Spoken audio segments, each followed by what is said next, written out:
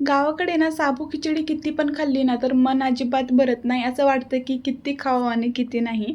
तर आमच्या इकडे ना आषाढ महिन्यात ना आमच्या गावची आरत्या असतात. आरत्या म्हणजे काय असतं ते तुम्हाला समजलं असेल. तर आरत्या म्हणजे की गाववेढा असतो.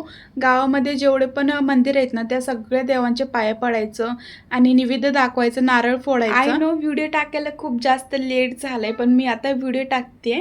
तर सगळेजण येतात, जे सिटीमध्ये राहतात त्यांनी पण येतात, कारण ना हे वर्षातून एकदाच असतं. म्हणजे की गाववेढा असतो, सगळ्या मंदिरात नारळ फोडायचे असतात, त्यानंतर निवेद्य असतो.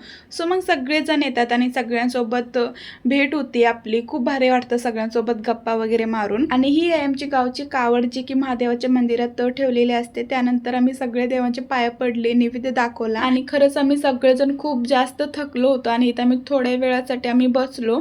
तर इथं मी नारळ खात होतो, पण मला ना तहान लागली होती आणि पाणी पण कोणी आणलं नव्हतं. चला बाय.